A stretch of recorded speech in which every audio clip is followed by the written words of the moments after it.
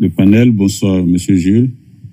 Monsieur Levide, vous avez mes salutations au passage. Hein. Mais vous animez tellement le vide que vous avez fini par m'amuser, moi.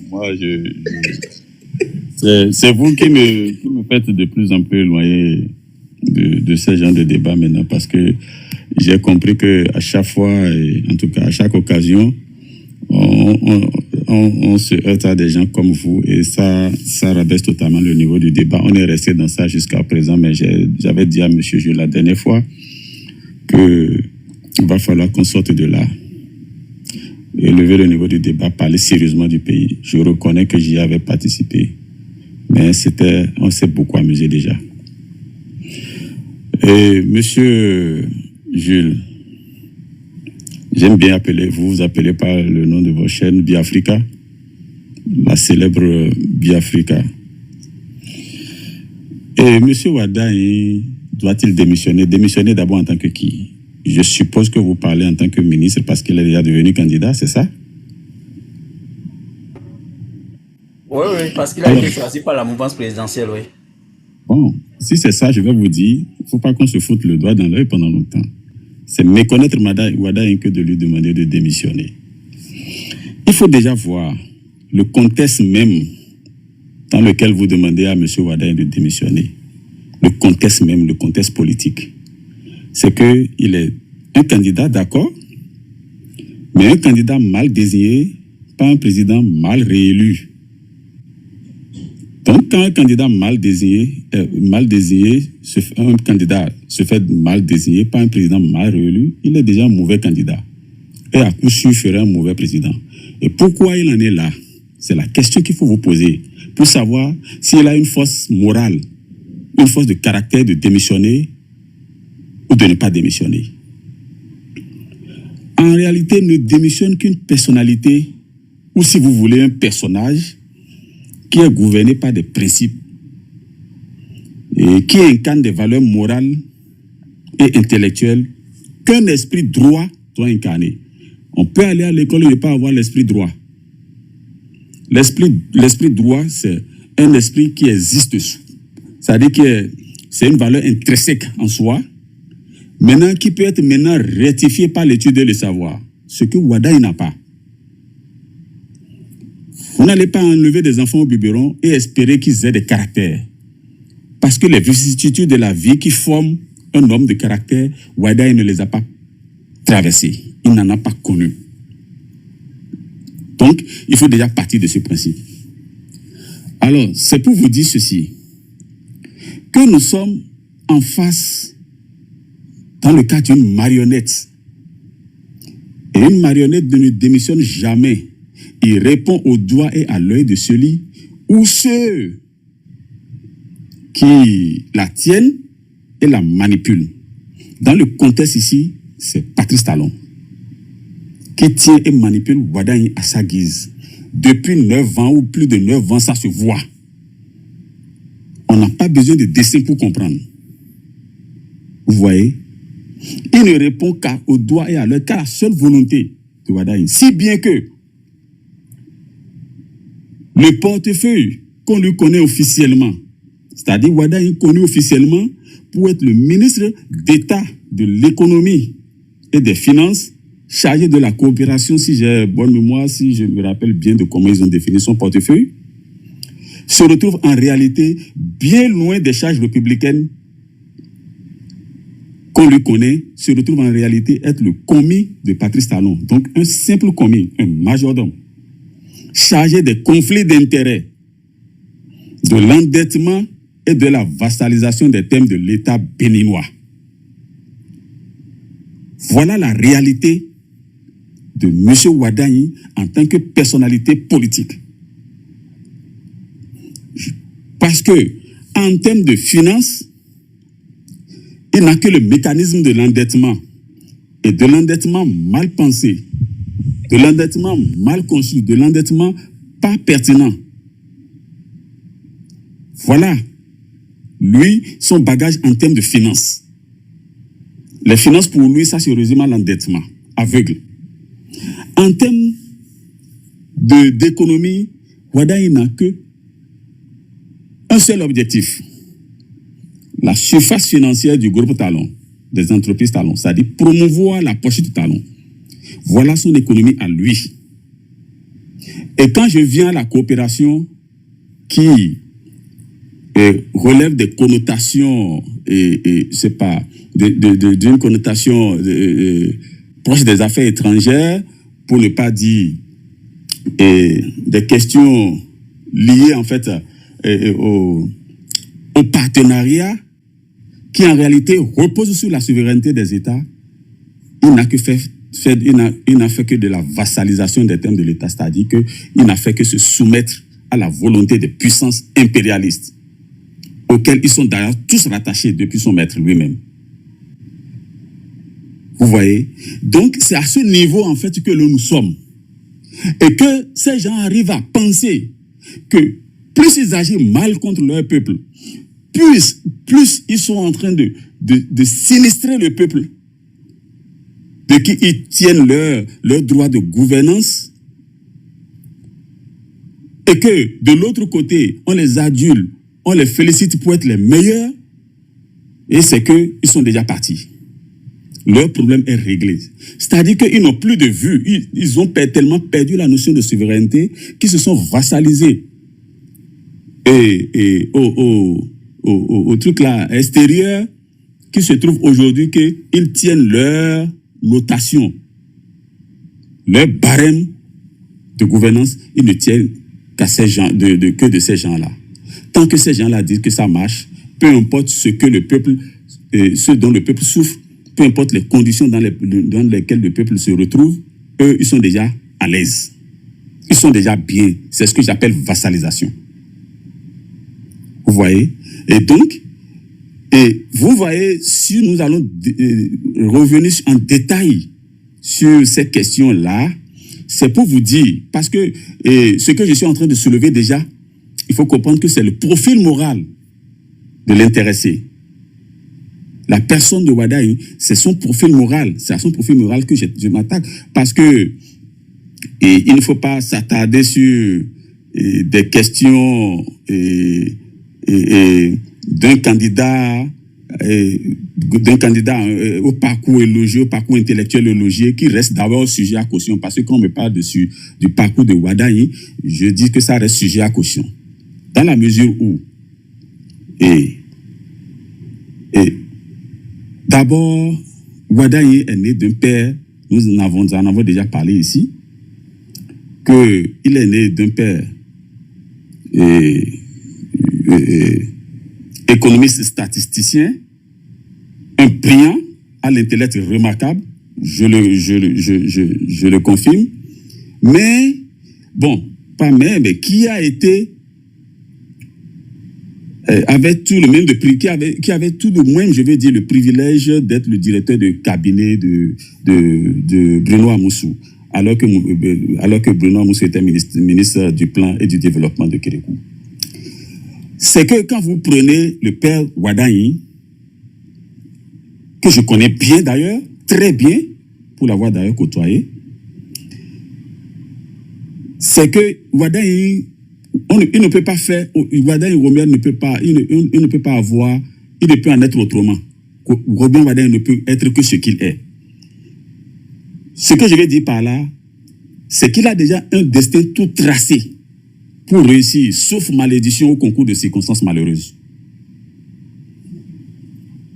Les conditions qui ont fait Wadaï, 95% des enfants abandonnés à leur sort, et qui n'ont pour seul espoir de réussite que le hasard que leur offrirait la Providence, auraient eu cette condition que vous aurez sur 100 Béninois, 20 ou 30 Wadaï. C'est pour dire que ce n'est pas exceptionnel. Je ne vois rien d'extraordinaire à son parcours. Il en a eu les moyens, il en a eu le privilège, et il est arrivé là où il est. Ça ne veut pas dire qu'il est exceptionnel. Parce qu'il faut raisonner, toutes choses étant égales par ailleurs. Vous savez, quand je prends son cas, il faudra aussi répondre par là aux Béninois qui pensent que on a pris quelqu'un qui a été brillant, qui a eu des parcours, qui est allé à, comment on a appelé son université déjà, Harvard. Eh bien, écoutez, Harvard, Sorbonne, Oxford, quoi qu'on dise, pour moi, ça n'a aucune signification dans cette Afrique que nous voulons bâtir. Et je vais m'expliquer. Ça n'a aucune signification dans la mesure où la France qui a formé Ouaddaï, c'est pas dont il est je ne vais pas dire qui a formé Ouaddaï, mais il est par ailleurs le produit, puisqu'il a commencé par une université française. C'est là où il a fait sa maîtrise. Il n'a pas fait, après le bac, il n'a pas fait l'université du Bénin. C'est eux. Ils ont construit l'université du Bénin. Son papa était bien là au pouvoir. Quand je dis au pouvoir, dans les arcanes du pouvoir, mais n'ont jamais décidé de ce que l'université du Bénin va être pour servir les Béninois. Mais il a eu le génie habituel qu'ont nos cadres, je mets génie en griffe, d'envoyer Ouaddaï étudier en France.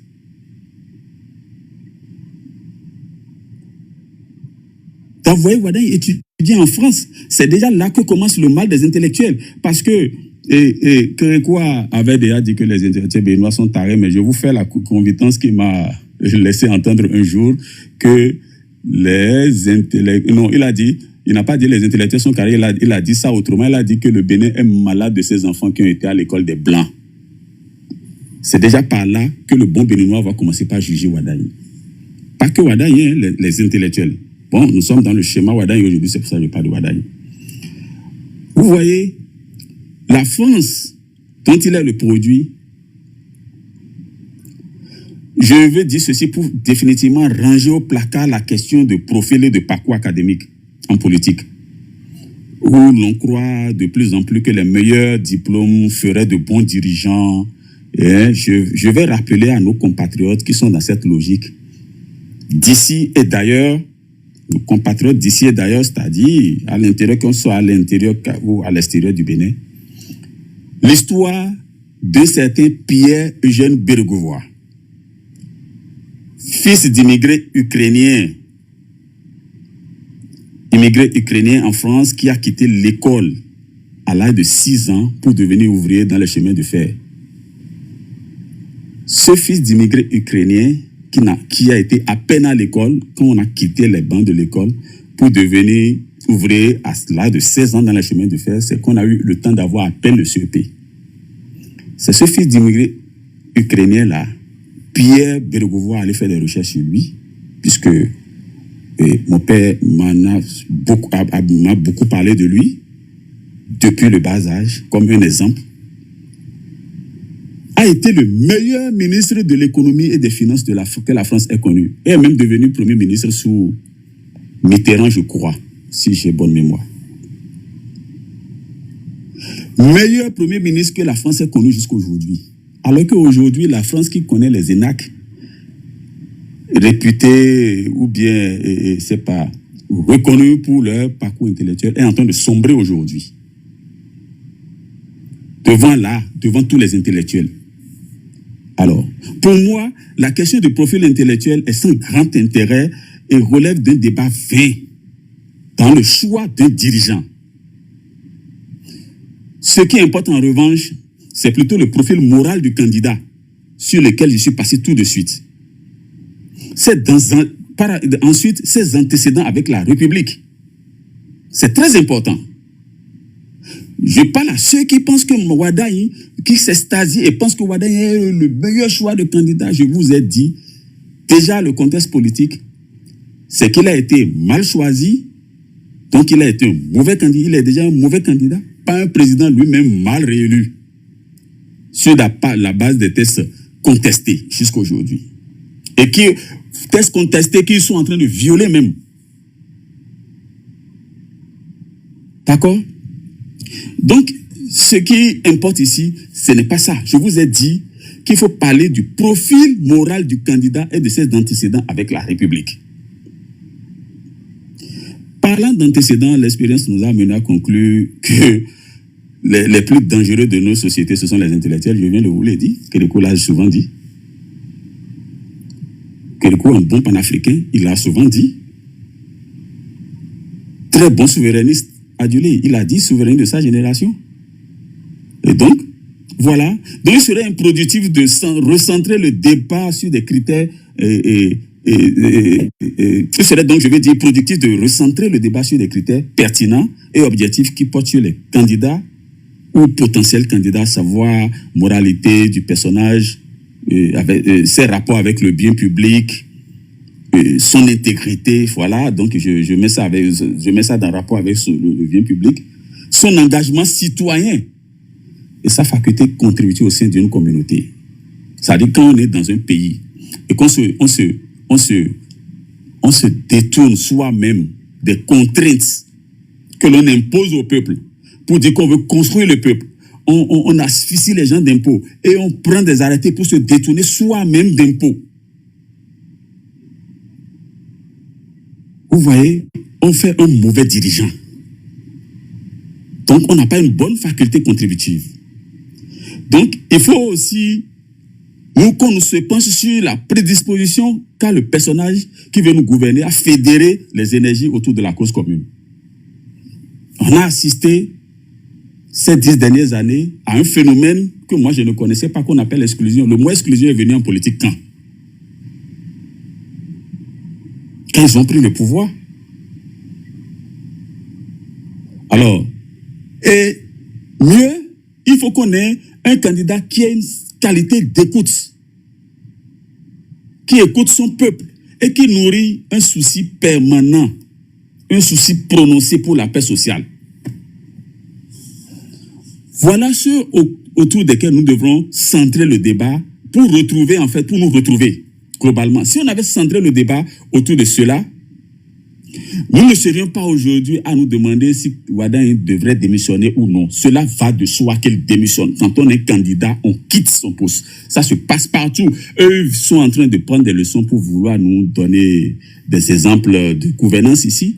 Les gens ne sont pas candidats en étant collés, scotchés au gouvernement ou aux attributs républicaines. Non. Non. Donc, avant de revenir plus en détail sur son bilan désastreux, déjà, bon, j'ai brossé cela. Je ne sais pas si on a encore du temps pour ça. Et, non, c'est pas l'émission d'aujourd'hui. C'est pas l'objet de l'émission d'aujourd'hui. On aura l'occasion de revenir sur ça. Quand vous me parlez de s'il doit démissionner ou pas, c'est quoi les méthodes de gestion qui vous font poser ce problème? La question n'aurait pas existé s'ils ont des méthodes de gestion, assez catholiques. La question ne se serait même pas posée. C'est parce que justement, ils ont une mauvaise méthode de gestion que nous sommes aujourd'hui là à nous poser la question s'il doit démissionner. Il doit démissionner, pourquoi pas? Maintenant, il ne le fait pas. Et pourquoi il ne le fait pas? Il ne le fait pas parce que il ne le fait pas parce que en réalité, ils ont des méthodes de gestion qui nous ont conduit au désastre que nous vivons aujourd'hui. Et c'est pour ça que je dis, je voulais prendre quelques exemples en fait. Parce que quand je parlais tout à l'heure de ministre en tant que ministre de conflits d'intérêts, mais vous croyez que tous ces conflits d'intérêts, les marchés de gré à gré de milliards, 2500 milliards dans les poches du groupe Talon pour des histoires de véhicules, les routes, tout ça, vous croyez qu'il est en marge de ça? Non, il a posé sa signature, c'est lui qui valide tout ça. Et on le fait faire. Et je vous dis, bon, puisque on ne va pas avoir le temps de nous prononcer là-dessus, ben écoutez, je vais faire court tout de suite pour vous dire que en réalité, là où il est là, il n'a pas de personnalité, il n'a pas le choix.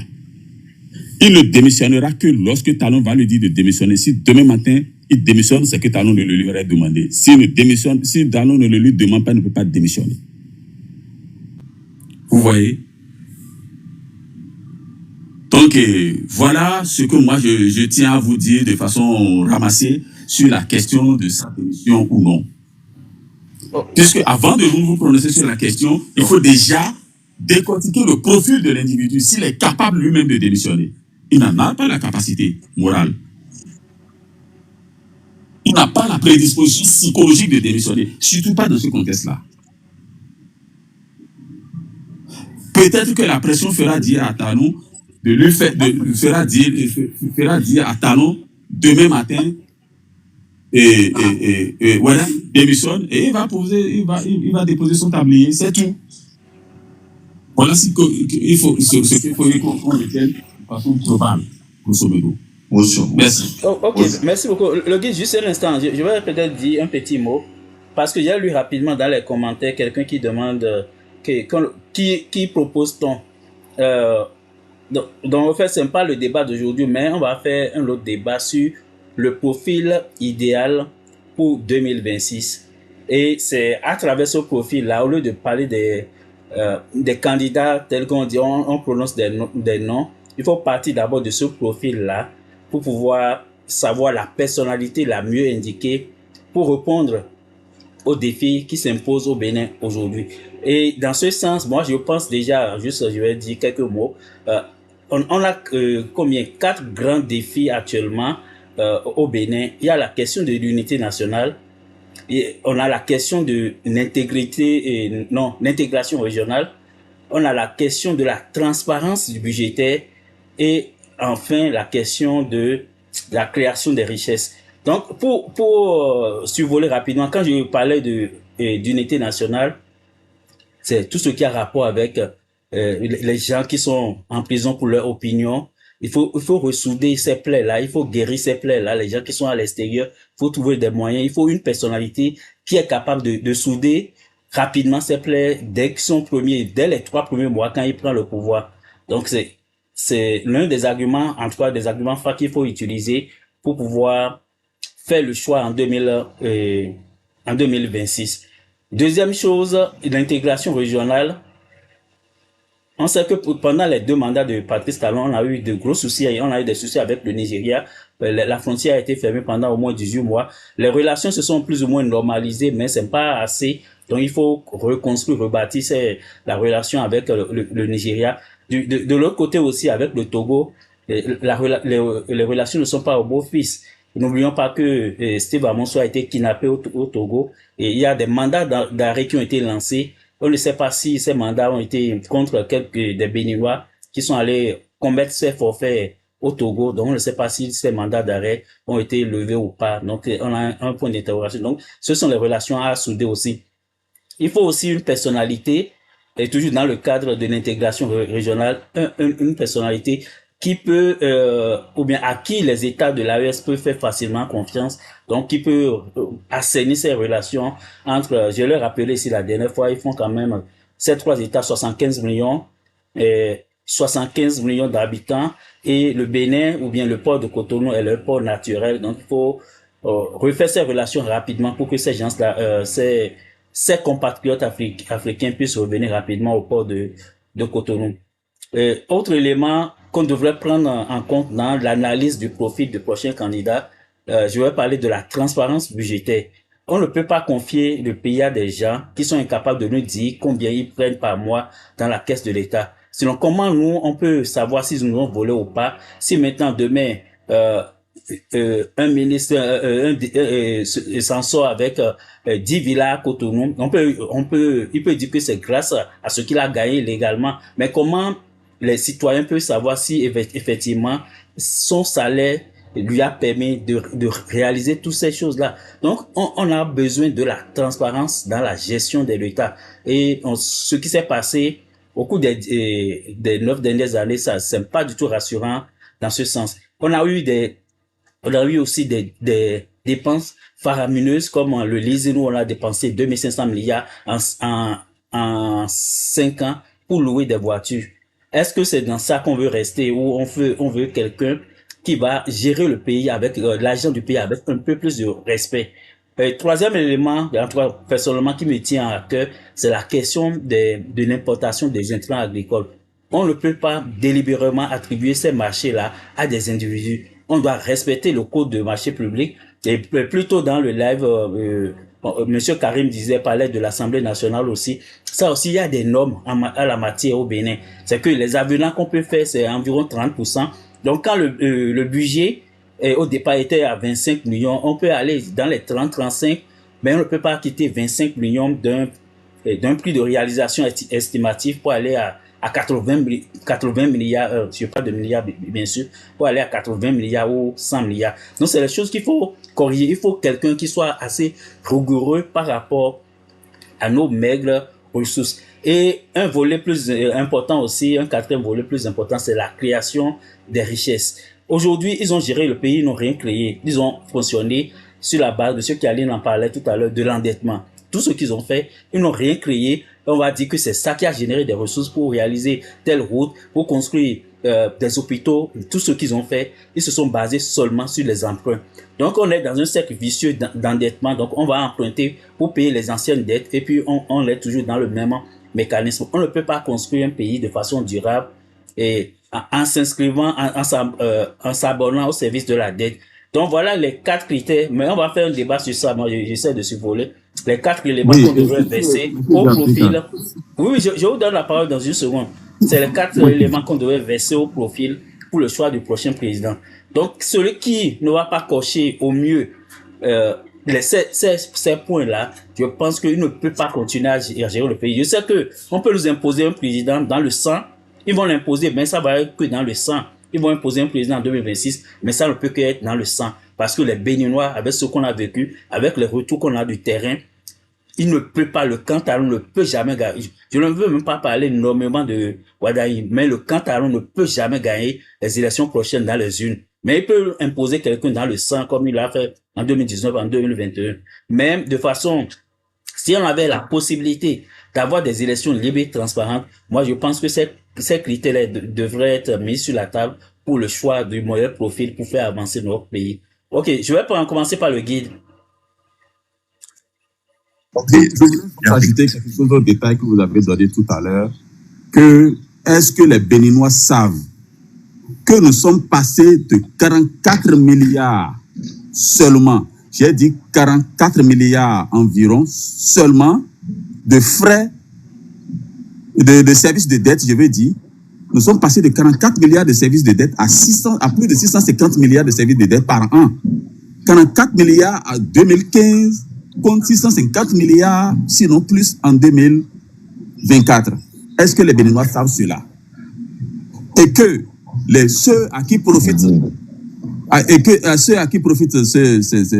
les services de dette, ce sont les créanciers, donc les créanciers privés, en l'occurrence qui se cachent derrière les groupes talons. 2, les partenaires bilatéraux, en l'occurrence la France dans le contexte économique qui est le nôtre, pour ne pas dire dans le contexte géopolitique qui est le nôtre. Et que 3, les partenaires multilatéraux, à savoir le FMI, la Banque mondiale en tête, qui sont en train de gratifier Wadaï de bonnes notes. Où est l'intérêt du peuple béninois? Voilà la question que je tiens à vous poser, à bref, sur la base de quelques données. Ok, merci beaucoup. Oui, le guide, allez-y. Ah ouais, j'ai 2 questions pour Karim. Monsieur Karim, vous avez appelé M. Wadaï ministre des Dettes. Ok. Mais M. Karim, vous avez oublié, je vais vous le rappeler encore ici, que lors du Covid, quand M. Wadaï a rejeté le moratoire de paiement des dettes que les institutions de Bretton Woods ont proposé aux pays africains, mais vous n'êtes pas sans savoir que Macron avait convoqué une réunion qu'on appelle le Club de Paris, avait invité tous les pays et atteints par le Covid à une conférence pour discuter de comment ils vont gérer. Et c'est Wadaï qui a refusé la participation du Bénin. Moi, je ne savais même pas cet aspect. C'est l'autre qui me l'apprend, le journaliste Pédio, la dernière fois. Ça s'est même passé. Moi, je ne savais pas. Et je vous apprends que Macron est très fâché contre Wadaï à l'époque, le fait de ne pas participer à cette réunion. Et cette réunion a été, quand vous avez fouillé, j'avais vu qu'il y avait, qu'on appelle, Alassane Ouattara qui a participé, il y a le Sénégal, le président sénégalais et autres qui ont participé à ça. Mais n'oubliez pas ça. Si vous l'appelez ministre de dette, ok, fine. Mais cet aspect-là, c'est notre souveraineté financière qui est en train d'être restaurée.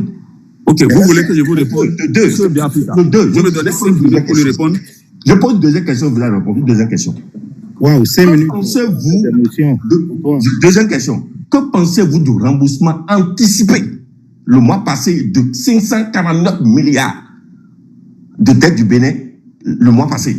Et je viens maintenant de voir sur le site. Oui, le guide, est-ce que le chiffre est bon? C'est 545 milliards ou bien millions? Non, c'est 546 milliards.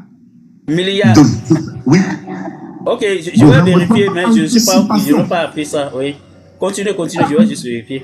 Oui, il faut vérifier, pas anticipation. Maintenant, Jules, je suis actuellement sur le site du ministère des Finances et je vois en novembre 2021, le Bénin a remboursé par anticipation, c'est un communiqué du ministère des Finances, par anticipation, 277 milliards 850 millions 471 796 francs. Et ce remboursement anticipé a fait gagner au Bénin 36 milliards de francs CFA qui sont injectés dans divers projets d'impact social. Est-ce qu'ils ont écrit à côté combien ils ont emprunté en 2021? Ils ont emprunté de l'eurobond. Je crois que c'était un truc de 2 mais ils ont allé prendre de l'eurobond pour rembourser les anciennes dettes. Ils ont pris eurobond. C'était janvier l'année passée. Non, vous laissez emballer pas trop facile. Vous laissez emballer trop facilement. Laissez-moi. Non, moi je vais lui dire. Est-ce que vous pouvez me laisser quelques minutes de réponse? Les gens vont me tuer ici. Et je vais t'expliquer ceci. Le fait que Wadaye ait rejeté certains moratoires ou je ne sais pas, tout ce que vous avez appelé, qui a fait fâcher Macron, ça n'a aucun effet. Ça ne veut rien, ça ne signifie rien dans le contexte où nous parlons. Maintenant, pour votre deuxième part, je dis ça ne signifie rien parce que je n'ai pas assez de temps pour vous revenir sur les détails techniques. Pour la deuxième question que vous avez posée, c'est-à-dire qu'il a remboursé 260 et quelques milliards, c'est ça, de façon anticipée, et qui a fait économiser 36 milliards, tout bien, qui a fait économiser 36 milliards au Bénin, ça veut dire quoi? Auparavant, dans les données statistiques, dans les données que nous avions au niveau de la caisse autonome d'amortissement, il était question de dettes, de services. Les services de dette, ce sont les capitales et intérêts cumulés payés par an pour payer ces dettes, n'est-ce pas? Et il était question aussi des intérêts payés. Tu me comprends? Mais depuis que le pouvoir talon est arrivé, nulle part dans les documents ne figurent encore les intérêts payés. C'est-à-dire, on a caché, cette partie-là est devenue muette. Maintenant, en termes de services de dette, jusqu'en 2015, le Bénin payait 44 milliards de services de dette, c'est-à-dire quoi? Intérêts et capital compris. C'est ce que ça veut dire service de dette. C'est différent des charges de dette qui relèvent que des intérêts. Et nous n'étions jamais à 1 milliard de jamais. Parce que dans les 44 milliards payés là, les intérêts de nos dettes s'élevaient autour de 54 millions. Je parle de 54 millions d'intérêts. Aujourd'hui, si Talon a fait des emprunts au point de rembourser 200 et quelques milliards par anticipation qui ont fait économiser 36 milliards, c'est que sur la portion de 200 et quelques millions, 270 milliards là seulement. Non, 217 milliards.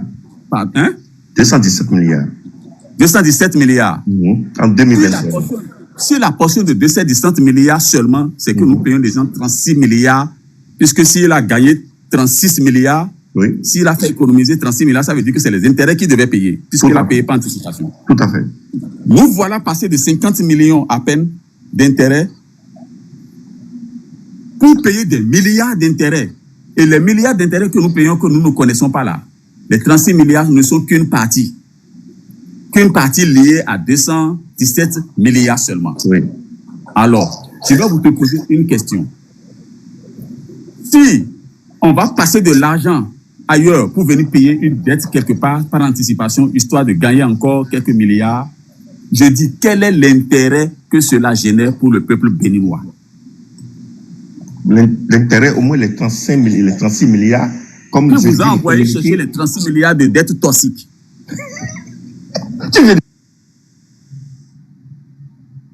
Les 36 milliards d'économie. Non, le guide, ce qu'il faut voir aussi, les nouvelles dettes, quel est le taux d'intérêt? Est-ce que ils ont trouvé, ils se sont endettés ailleurs à un taux un peu plus faible que les anciennes dettes? C'est la question qu'il faut se poser pour faire la balance En réalité, si on Maintenant, n'a pas créé la richesse, et puis c'est ça qui a généré un surplus qu'on a utilisé pour rembourser la dette, on ne bouge pas, hein, on fait totalement du surplace. Parce que les nouvelles dettes, là, oui, on va quand même les rembourser la surchauffe à un d'autant moment plus, donné. la surchauffe dont vous parlez là, elle est d'autant plus évidente que le Bénin a dû lancer contracter la dernière fois un prêt de près de 30 milliards, si j'ai encore bonne mémoire des chiffres. Et il a demandé 30 milliards, il a recouvré 33 milliards finalement pour à court terme. C'est-à-dire quoi? C'est un emprunt obligataire à court terme. Et ça, c'est très rentable. Les gens se sont rués là-dessus. Ça fait le premier facteur qui a fait déjà qu'il a atteint ce taux. Et pourquoi faire un truc à court terme si on n'est pas dans une urgence de trésorerie? Si on n'est pas dans une urgence de trésorerie, c'est les documents officiels. Hein. Je ne vous dis, c'est les trucs que j'ai lus officiellement la dernière fois. Eux-mêmes ont annoncé ça, que c'est un succès. Maintenant, moi, je me suis posé la question. Qu'est-ce qui vous... Ça veut dire que si vous avez lancé un truc à court terme sur 9 mois, ça veut dire que vous avez des... c'est pour éteindre, c'est pour atténuer. Oui, mais monsieur Kialine, mais quand moi je vois même un État comme le Bénin qui va chercher 35 milliards sur le marché sous-régional, il a dit, mais c'est comme on est en faillite. S'ils m'appellent, moi je peux leur mobiliser 35 milliards ici, hein, facilement.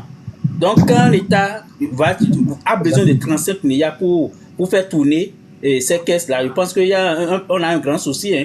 35 milliards, c'est là. Maintenant, nous avons des situations sur les appréciations que nous avons des dettes. Avant, nous n'étions pas en situation modérée. Aujourd'hui, dans les notes des caisses autonomes d'amortissement, nous sommes en situation modérée. Donc, la viabilité de notre dette, là, elle n'est même pas, ce n'est pas ce que vous tentez de nous expliquer. Ok, oui, on va permettre à d'autres personnes de prendre la parole. Hein. Oui, monsieur Julien avait une motion aussi. Oui, excusez-moi, monsieur Kialine, vous avez commencé gentil, mais vous parlez de personnalité morale, mais vous attaquez plus les gens. Et moi, je ne veux pas parler de ça. Je veux parler de même la question de la dette. Vous savez, ou bien nous acceptons de continuer à vivre dans l'archaïsme et dans l'attente d'avoir des aides ou des contrôles de la Banque mondiale, de la FMI, de l'Union européenne, des gens, ou bien nous jouons comme tout le monde sur le marché. Et un pays là, tout le monde sait, même individuellement, normalement aucun individu ne peut se lever avec son salaire et construire une maison à étage. Parce que son salaire ne peut pas lui permettre de construire ça. Donc, il va emprunter pour investir. Soit il va le mettre à location, soit il va créer des emplois avec. Et notre État a besoin de ça. Moi, sans vous mentir, je ne pense pas que ça soit un débat que le peuple, qui inquiète le peuple. Parce que toutes les nations sont endettées. Toutes les nations. Donc, je pense que c'est pas une question... D'ailleurs, c'est une question qui divise, en fait. C'est un choix. Et c'est un choix quand les gens qui disent, ouais, la dette, quand ils viennent au pouvoir après, c'est eux qui enfoncent encore plus. Ou bien, carrément, ils n'ont pas les notions de la dette, comment gérer la dette, comment aller chercher, comment mobiliser. Parce qu'on emprunte à celui qui sait mobiliser des ressources. Parce que pour que je t'emprunte, il faut que tu me montres ta capacité de paiement. Et pour montrer la capacité de paiement du Bénin, nous n'avons pas les ressources. Hein. Donc, c'est un travail que le ministre des Finances a fait avec son équipe. Et tout le monde sait ça. C'est de la technique. Est-ce que je peux vous répondre de façon banale, terre à terre? Non, laisse-moi terminer. Je vais vous poser une question. Laissez-moi terminer. S'il vous plaît. Laissez-moi terminer d'abord. Non, ouais. Laissez-moi terminer, s'il vous plaît. Merci. Donc, c'est un travail que le ministre qui a fait des universités, des grandes écoles. Ouais, est-ce que c'est un problème si un parent envoie son enfant pour aller étudier à l'étranger? Nous avons tous fait ça, non? Donc, je ne pense pas que ça soit des sujets de débat. S'il doit démissionner, tout le monde sait. À un moment donné, il va démissionner. Pour le moment, il n'y a pas de concurrent. Il va démissionner, pourquoi là? Il y a du travail. Il est encore au travail. Et moi, j'ai dit, il n'est pas encore apparu à la télévision nationale et dit au peuple, je suis candidat à l'élection présidentielle. C'est le jeu partisan. Pourquoi on ne peut pas comprendre ça? Donc, moi, je pense, le moment venu, il va démissionner. Mais arrêtons d'avoir des mirages. Le peuple a besoin qu'on investisse dans le pays, qu'on crée des emplois, qu'on crée des entreprises. La base, elle est là. Donc, je pense qu'il faut qu'on oriente un peu le débat sur des sujets les plus importants pour le peuple béninois. Comment on va faire pour que tout le monde puisse avoir un logement? Ça, c'est des réels problèmes. Comment on va faire pour avoir des routes partout? Comment on va faire pour urbaniser nos agglomérations? Calavi, Hevier, Pomassé, partout au Bénin. Comment on va faire pour avoir des grandes métropoles au nord du Bénin? Pour avoir tout ça, il nous faut de l'argent. De l'argent. Parce que sans ça, tu ne fais rien. Tu vas attendre les autres et tu perds ta souveraineté. C'est de ça qu'il s'agit. Parce que quand vous allez arriver au pouvoir et que vous n'aurez pas les fonds qu'il faut, alors là, on va commencer à avoir des grèves. Et le pays va reculer encore. Donc, sincèrement, je pense que, je le dis, je le répète, c'est sûr que le Bénin est tellement un grand pays que nous pensons exactement comme les grandes nations. Il y a 3 approches de pensée. On va faire le choix. Et ce que vous pensez là, vous êtes en train de parler du peuple. Mais je ne sais pas où vous vivez. Hein. Moi, je vis au Canada et je vais régulièrement au Bénin. Ceux qui ne sont pas contents, on les connaît. Il y a des gens qui ne sont pas contents. Il y a des gens qui sont super contents. C'est normal. C'est normal. Et il y a beaucoup de gens qui sont contents. Parce qu'il y a des choses qui sont réelles, que personne ne peut aller contre. Oui, les dettes nous ont servi et on va continuer à le faire. Moi, je vous dis, si je pouvais emprunter et créer des conditions favorables à tous les Béninois, une fois pour toutes, je le ferai. Si je peux payer dans 1000 ans, je m'en fous. Vraiment. Parce que le monde continue. Le Bénin, là, va toujours continuer. Des millénaires. Des millénaires. Donc, arrêtons de rêver, arrêtons de faire du mirage. Mettons-nous au travail. Si vous n'aimez pas les démocrates, venez avec nous. Et on va être nombreux. Bon, Africa, vous pouvez à l'intérieur, je suis moto, mais je ne peux pas fermer son micro, je ne peux pas le descendre. La vraie politique. Bien, Africa, on peut régler ça. Monsieur Jules, vous parlez à l'écoute. Bien, Oui, Africa. attendez. Je suis Vous m'avez coupé. je ne peux pas Vous me fermer son coupez tout le micro, temps. je ne Alors peux pas que quand le vous descendre. parlez, moi... Non, il faut qu'on aille à l'essentiel. Parce que là, Non, le mais débat c'est est plus intéressant jusqu'à ce que Julien... Vous êtes quoi? Il n'y a rien qui est intéressant pour toi, toi. Il n'y a rien qui est intéressant pour toi. Mais c'est ça, tu ne t'intéresse pas, proposes rien. dégage. Tu ne proposes rien. Le sujet, il est Mais là. qu'est-ce que tu proposes? Georgia, laisse-les parler. Georgia, dis-moi ce que tu proposes. Oui, Au Béninois. monsieur Julien. Et à la Tu viens fin. devant moi, Julien, tout le monde vit à Bopa. Tout le monde vit à Bopa. Monsieur, tais-toi. Pardon, monsieur Biafrika, je sortais de mes gonds là, pardon. Ok. Juste un instant. Oui, on va le laisser terminer. Je pense qu'il avait presque terminé, Julien. Mais Ok, je disais quand même franchement, je disais de belles choses. Et la madame, elle est venue me couper. Mon Dieu. Eh, écoutez, moi, les gens me connaissent. Hein. Moi, je vais pas quatre chemins. Moi, je pense que le choix qui est là aujourd'hui, en fait, nous l'aurons quoi. C'est que nous perdons de chemin si vous pensez qu'il y a autre choix, en fait. Vous-même, vous le savez. Vous n'aurez plus jamais cette chance. Jamais. Si c'est le contraire, montrez-le. Montrez-le. Et on va faire la comparaison après. Les profils types là, c'est trop tard. On est déjà en avance. Et on prend de l'avance. Et on va travailler fort pour aller chercher les électeurs. Parce que ce n'est pas une question de on ne va pas gagner. C'est avec légitimité. Vraiment. Populaire. Attendez pour voir ce qui va se passer. Donc, les gens travaillent. Pour que nous on soit là aujourd'hui, pour que lui soit là aujourd'hui, vous pensez que c'est hier qu'il s'est réveillé. Et vous êtes là encore en 2019, en 2021. Donc, réfléchissez. Moi, je vous dis. Monsieur Julien, on est obligé d'en parler parce qu'on n'a même pas fini d'enterrer tout ce que Talon a tué en 2021. Vous voulez qu'on les oublie, on ne va pas les oublier. De votre côté, vous pouvez les oublier, mais nous, on ne peut pas les oublier. Ok, je pense que vous avez terminé, on va avancer. S'il vous plaît, monsieur Belafrika, pour l'amour du ciel. Monsieur qui a les yeux, vous donnez la parole. Juste un instant, monsieur, s'il vous plaît.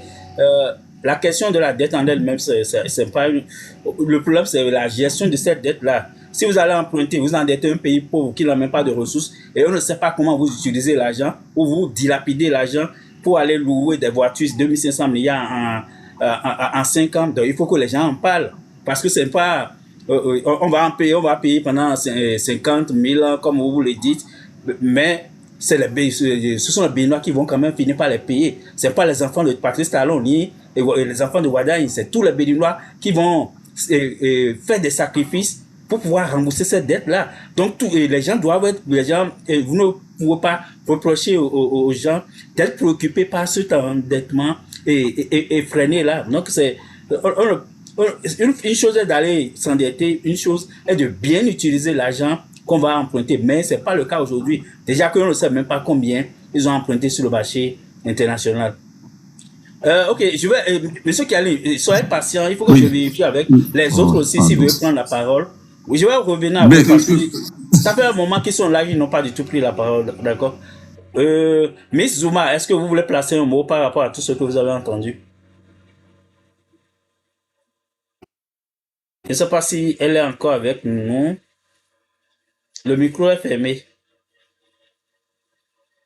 Ok, donc peut-être elle s'est endormie. Monsieur Sauvegarde, est-ce que vous voulez placer un mot par rapport à tout ce que vous avez entendu en temps?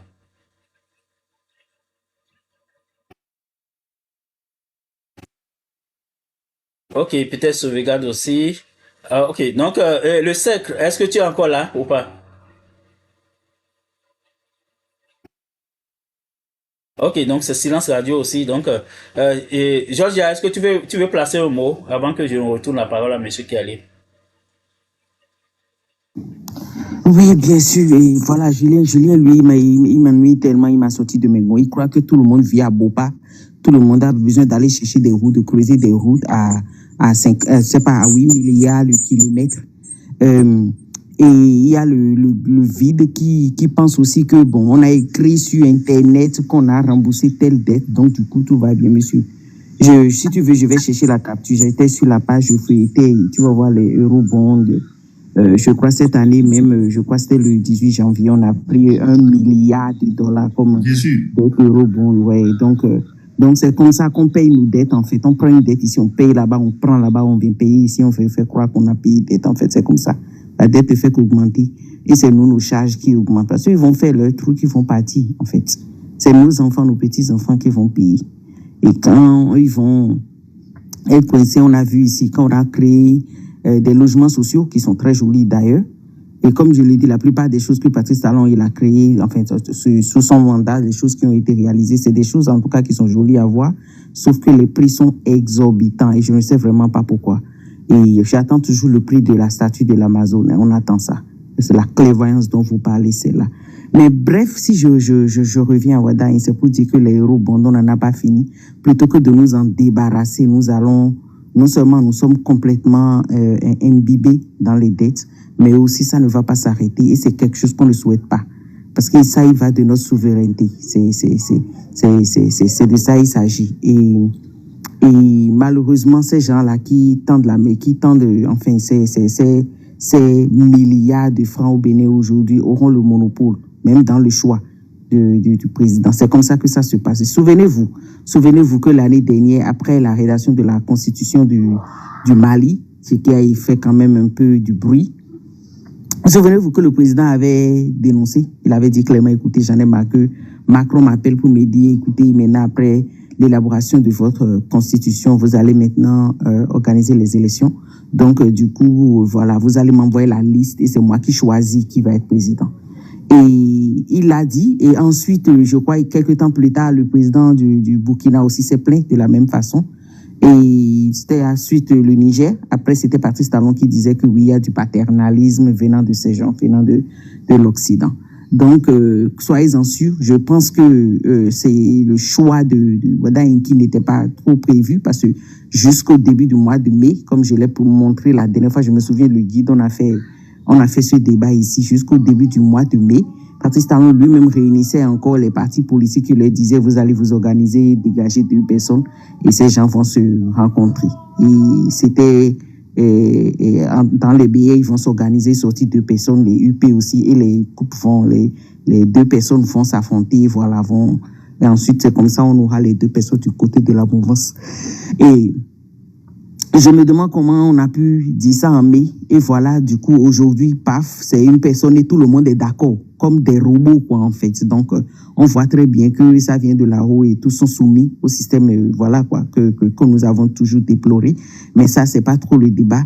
Mais ce qui se passe ici, c'est que non seulement il est choisi, mais on ferme les yeux sur des normes. On ferme les yeux sur des normes. C'est ça qui est dommage. C'est pour ça que je disais tout à l'heure que Kialine disait une bonne chose parce qu'il était en train d'expliquer un peu comment la gestion du Bénin aujourd'hui est en train de se dérouler. La gestion pour laquelle on ne veut même pas que les gens démissionnent pour aller s'occuper du prochain mandat chaotique qu'ils vont nous fait subir encore. Voilà, des prêts sur des prêts pour payer d'autres prêts. Et c'est des choses qu'on ne s'en sort jamais. Là, il s'agit quand même des pays. Tu sais, c'est quand tu entends ces frères-là qui te disent, je crois que le porte-parole du gouvernement, tonton Willy, il a parlé de cela, et il allait jusqu'à dire qu'actuellement, on est en train d'élaborer un projet de quoi il a dit là, j'oublie le nom. Enfin, c'est un terme un peu politique que je ne maîtrise pas. Je me souviens, il avait dit qu'on était en train de faire un projet de quelque chose et que c'est pour ça que Wada, il ne peut pas démissionner. Ça, c'est quelque chose que je ne savais pas. C'est quelque chose de nouveau. Je suis tombé là-dessus, j'ai tellement rigolé. J'ai dit, OK, donc, si Wada, il tombait malade demain ou si, baf, il sait pas, il n'était plus là. Donc, du coup, le Bénin est bloqué. On ne pourra plus fonctionner. Ça, c'est ce qu'on est en train de nous dire. Sans lui, le Bénin n'existe pas. Le vide, tu peux aller... Je te passe le mot. Comme tu disais que tu cherchais, il parlait du projet de loi des finances 2026. Donc, j'étais juste souffert. Oui, un projet de 2026. Je n'avais pas... Oui, c'était ça, effectivement. C'était un projet de loi des finances 2026, effectivement. Et que là, si on change de président, si on change de ministre, donc c'est qu'il n'y aura plus de projet de loi 2026 en quelque sorte. C'est ça, c'est ce qu'on est en train de vouloir nous faire croire. Et je pense sincèrement qu'il faut arrêter de prendre des Béninois pour des cons. Et que le Béninois est en train de financer aujourd'hui les élections qui arrivent et même le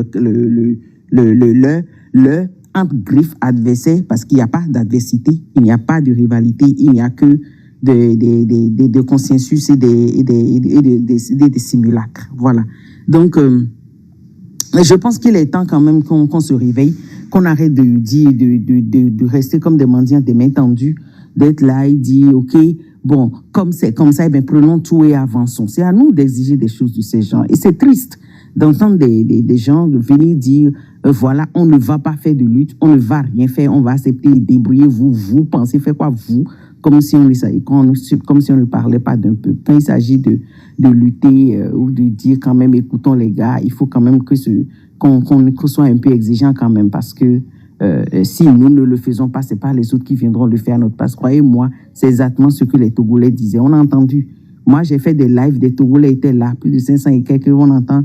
Il y avait des gens de leur opposition qui sont arrivés, c'était pareil. Tout ce qu'on propose là-bas, il faut prendre la paix, mais c'est pas la paix, c'est du silence. C'est du silence. Et moins vous êtes exigeants et plus les autres vont se foutre de vous. Aujourd'hui, regardez ce peuple togolais. Ils en ont marre. Ils descendent dans les rues et personne n'a envie de voir ça au fait chez lui. Mais c'est de ça il s'agit, c'est de la réalité. Donc, on ne voudrait pas en arriver là. C'est pour ça que nous demandons qu'on parle entre nous, qu'il y ait cette assise. Voilà, quoi, comme certains le demandent. Moi, je ne suis pas trop pour l'assise, mais je trouve que c'est une alternative plutôt que d'écarter une partie de la population, de dire, vous, voilà, quoi, vous, on peut aller sans vous. Vous, on peut faire, les autres sont en prison, c'est bon, on peut aller sans eux. Les autres sont en exil, c'est bon, on peut aller sans eux. C'est se foutre des gens, sincèrement. Et les autres ne vont pas rester tout le temps les bras croisés. On dit, OK, comme vous avez écarté, d'accord, tout est bien. Les gars, on est un pays, oui ou non. Soit on est un pays, soit on ne l'est pas. Donc, à un moment donné, évitons ces genres de crises. Si on peut déjà trouver des solutions maintenant, trouvons-les, d'accord? Et ensuite, les règles que les pays se sont fixées, parce qu'il s'agit ici d'état de droit, les règles que les pays se sont fixées, et bien que ces règles-là soient respectées. On ne peut en aucun cas ne pas respecter ces lois ou se placer au-dessus de ces lois pendant qu'on parle quand même d'un pays qui a une constitution à valeur démocratique. Ce n'est pas possible, ça n'a aucun sens. Et qu'on vienne me dire encore que, OK, les mêmes qui vont, les électeurs, d'accord, les candidats auront droit à des quitus, d'accord, des quitus fiscaux. Et dans le même temps, qui est à la tête de ces quitus-là? C'est la même personne qui sera le candidat qu'ils vont affronter. Ça n'a aucun sens. C'est que ces choses sont biaisées.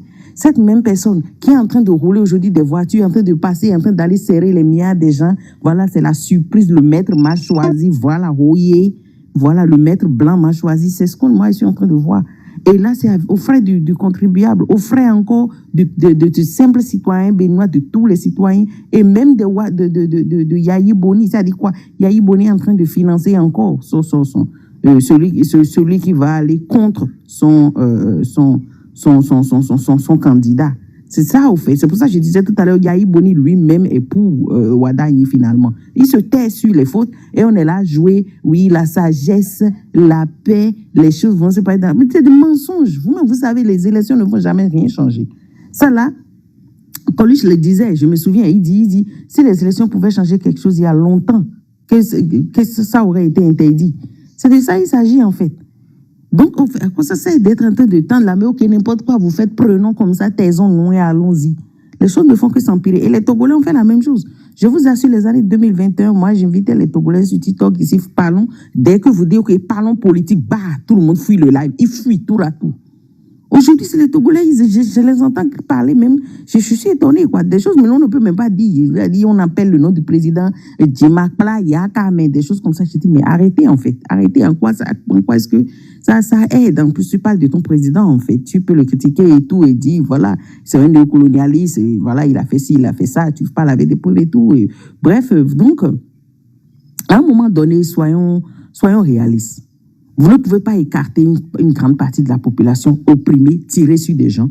Voilà, ne pas faire le point au peuple, ne pas faire le point à l'Assemblée. Selon la loi, c'est 3 mois après, normalement. Ça encore, c'est un autre débat. Et je me souviens que le fait qu'Yaline a encore soulevé ce débat ici, où la loi qui est supposée sanctionner les corruptions, les vols, les pillages de notre ressource financière, je crois, après 3 ans, après 6 mois, je crois que ce n'est plus prescriptible, ce qui est une honte. Donc, quand moi j'ai entendu ça, c'est des choses que je ne savais pas, j'étais tellement choquée, j'ai dit, mais attends, comment est-ce qu'on peut me dire que ça, c'est un super ministre, au point même où Macron même va jusqu'à le choisir président, parce que c'est des gens, ils font les rangs au Quai d'Orsay et autres. C'est une fois encore pour nous dire que l'AES a raison. L'AES a raison de se dresser contre le système néocolonialiste. Ils n'ont jamais été là pour nous et jamais nos pays ne vont se développer dans leur main. Je vous assure, dans 50 ans, nous serons encore ici en train de dire les mêmes choses. Tant que nous serons avec ces monnaies-là. Et c'est ceux qui sont les plus pliés à ces monnaies, justement, qui ont leur signature sur cette monnaie. Nous sommes en train d'élire le prochain ado. C'est de ça que je vous parle. Et ceux qui disent c'est la première fois on a un financier qui, voilà quoi, qui est à la tête, qui a travaillé boîte. On a eu plus que ça. C'était pareil avec Soglo. Soglo, il était sous Kérékou en 90. Soglo, c'était lui qui parlait, il faisait ci, ici. Finalement, on se rend compte que il a fait son rang aussi au Quai d'Orsay. Que c'est la France qui l'avait envoyé pour arracher le pouvoir des mains des communistes. Et que Kérékou devait se plier. Et finalement, Kérékou est revenu et c'était la même chanson. C'était encore pire même. On a déjà vu ça. Ça n'a rien donné. Népotisme total. Tous ceux qui étaient à la tête du pays, c'était des Agouda. Quoi là, j'oublie le nom de l'autre là. C'était à la tête de la défense. De l'autre côté, ministre des Affaires étrangères. C'est tout ça. Si tu n'es pas de Ouida, tu ne peux pas être ministre à l'époque. On a vu le népotisme de Soglo. C'était ça en fait. Et c'est comme ça que les talents sont rentrés dans le système. C'était le chaos total. Aujourd'hui, c'est pareil. On va voir, mais on sait déjà qui va être ministre ou qui va être première dame ou deuxième dame et tout. On sait ce qui va se passer si les choses évoluent comme ça. Parce que le système qui est là va être maintenu, qui ne nous arrange pas. 1 kilomètre de route à 8 milliards ou à 10 milliards, on aura les routes les plus chères du monde. Les dettes, là, vous croyez que c'est en lait et que personne ne paye? Là, on va commencer à nous embêter une bosse. Moi, je vous dis sincèrement, les gars, il faut qu'on soit réaliste. Arrêtons ça. Arrêtons ça. Arrêtons de financer. Arrêtons que l'opposition arrête de financer la mouvance et de venir nous dire les élections. On va voir les élections. Et les élections, il n'y aura rien. Et je vous dis, hein, moi, je continue. Ma mise est encore là. C'est quelqu'un veut parier avec moi qui vient. On va parier, on va miser. Je vous dis, il n'y a pas élection. C'est Ouadane qui va gagner. Macron l'a déjà choisi. Arrêtez de mentir aux gens. Donc, c'est de ça il s'agit. Il devrait démissionner. Franchement. Et comme ça, arrêtez d'utiliser les voitures pour faire ses campagnes, les biens du pays pour faire ses campagnes, d'aller se faire financer. Et comme les Clébés ont déjà cotisé 30 milliards du jour au lendemain, sans nous faire la liste de qui a voté, où, quand, comment, on sait tous que c'est des financements indirects. Bientôt, vous allez encore entendre que les Béninois ont financé à hauteur de 2 milliards. Ça va sortir comme ça. C'est des autres, c'est des gens qui sont derrière en train de financer. Et on sait qui c'est. On sait tout qui c'est. Une fois que ces gens montent au pouvoir, que les multinationales sortent leur tête. Et je crois que Kialine a bien parlé des multinationales comme le FMI et la Banque mondiale, mais c'est pas fini. Il y a Total qui est là. C'est le chef, en fait. Il y a Bolloré qui va traîner son nez, qui va peut-être nous revenir. Donc, bref, c'est de ça il s'agit, les gars. Réveillons-nous, ouvrons les yeux, parce que c'est nous qui allons souffrir. C'est nos enfants qui vont souffrir, qui vont être des esclaves économiques, qui vont continuer par traverser la Méditerranée. Et c'était, n'oubliez pas, des bateaux clandestins de Béninois maintenant qu'on attrape au Gabon. Ou bien c'est des Béninois qu'on retourne en Tunisie. Ça va être pire. Ça va être pire à cette allure. Merci beaucoup, monsieur Biafrika. J'en ai fini. Ok, merci beaucoup. Donc, on va mettre un terme au live, hein, je devais terminer il y a 2 heures, mais comme c'est demain c'est le week-end, oui, juste un instant, demain c'est le week-end, donc j'ai dû traîner un peu. Donc je peux donner encore un dernier tour de parole et puis après on va pouvoir arrêter. Le temps de rappeler, oui, le guide un instant, de rappeler que le mercredi prochain à 21h de Cotonou, je vais recevoir Monsieur Constantin Amonso, qui est quand même très bien connu au Bénin. Donc, je vais le recevoir, on va parler de l'actualité politique, on va parler des élections. Et si tout va bien, ce dimanche, je vais, Monsieur Karim, en tout cas, un représentant des démocrates, si j'arrive à négocier quelqu'un de la mouvance pour un débat, donc je vais le recevoir ici le dimanche à 19h de Cotonou. Donc, si vous n'êtes pas abonné ou bien vous avez découvert la chaîne ce soir, abonnez-vous et puis comme ça, vous aurez les notifications pour les prochains lives. Donc, on a mercredi, vendredi à 21h de Cotonou et le dimanche à 19h de Cotonou. Donc, le prochain live, c'est le dimanche 19h de Cotonou. Sûrement, j'aurai des invités, je verrai, ça dépend de... Demain, j'arrive à mettre la main sur les gens, on pourra faire un débat intéressant. Donc, on va mettre fin au live, mais je vais permettre un dernier tour de table, mais en 2 ou 3 minutes. Je vais arrêter, je vais couper, hein, si vous êtes long, je vais vous couper. Et puis... Non, attends d'abord, le guide. Monsieur Kalim devait répondre à des motions et puis je l'ai coupé. Je lui ai dit d'attendre d'abord, je vais vérifier si ceux qui n'ont pas pris la parole, ça fait un moment là, s'ils voulaient dire quelques mots. Donc, je vais permettre à monsieur Kalim en 3 à 5 minutes de parler et après, je fais le tour avec les autres et puis ça va être bon pour aujourd'hui. Ok, merci Biafrika. Ma motion, la prise de ma motion et mon mot de fin, ça fait combien de minutes vous avez dit? 5 minutes, 5 minutes. Voilà. Bon, vaille que vaille. Et monsieur